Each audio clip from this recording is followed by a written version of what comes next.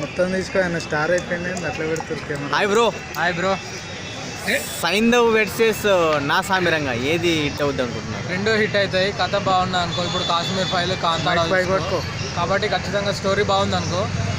అసలు హీరోలను ఇప్పుడు హీరోలు కూడా బాగా యాక్టింగ్ బాగా చేస్తే బాగుంటుంది. కానీ మాత్రం మన కథ కంటెంట్ బాగుంది అనుకో ఆటోమేటికల్గా వేరే లెవెల్ వెళ్ళిపోతుంది. ఇప్పట్లో అయితే నా సామిరంగా నాకు బాగా నచ్చింది. ఎందుకంటే అందులో 3 హీరోలు ఉన్నారు భయ్య. అల్లరి నరేష్ ప్లస్ రాజ్ తరుణ్, మన సోగ్గాడ్ వచ్చింది ఆయన. వీళ్ళు కాంబినేషన్ అంటే వేరే లెవెల్. సైంధవ్లో కూడా ఇద్దరున్నారు. ఇది తమిళ హీరో కథ ఇంట్లో మస్తు మనకు. ఇంట్లో కూడా ఫాదర్ క్యారెక్టర్ లవ్ ఎమోషన్ బాగుంది. అసలు వెంకటేష్ అంటే మనం ఇంతకుముందు ఏమంటాం మస్తు కామెడీలు ఉంటాయి. లక్ష్మి సినిమాలో అయినా సరే శుక్లదాం వర్ధం శశివర్ధం ఎగ్జామ్ రాసినప్పుడు ఇట్లాంటి కామెడీలు చూస్తాం మనం. కానీ ఇప్పుడు మాత్రం కొత్తగా కనబడుతున్నాడు మన Venkatesh. Bro Saindhav mass crime movies ఎక్కడ పడితే కూర్చుతాయి ఇట్లా దిగిపోతున్నాయి. ఈడ కూర్చుతే ఎంటకి దిగుతుంది. అసలు ఆ సినిమానే అర్థమవుతలేదు. మొత్తం బాగా క్రైమ్లలో ఇది ఒక మన టాలీవుడ్లో అసలు ఇంతవరకు చూడలేము మనం వెంకటేష్ సినిమా.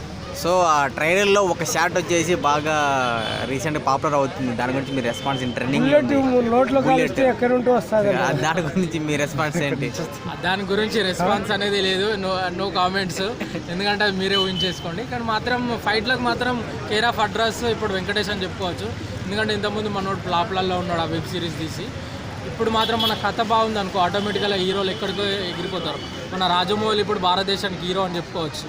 ఎందుకంటే ఆయన సినిమాలు ఆడుతున్నాయి కాబట్టి దానికి ఎందుకు అంటే కథ బాగుంది అనుకో ఆటోమేటిక్గా సినిమాలు ఎక్కడికో వెళ్ళిపోతాయి. ఈ రెండిట్లో హిట్ మూవీ ఏదంటారు? ఫైనల్గా ఏ సినిమా బాగుంటే అదే హిట్ భయ్య.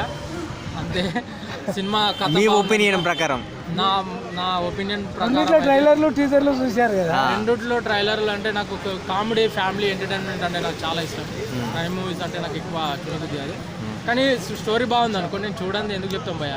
స్టోరీ బాగుంటే బాగుంటుంది. కానీ నాకు మాత్రం నచ్చింది నా reviews. Okay bro, thank you.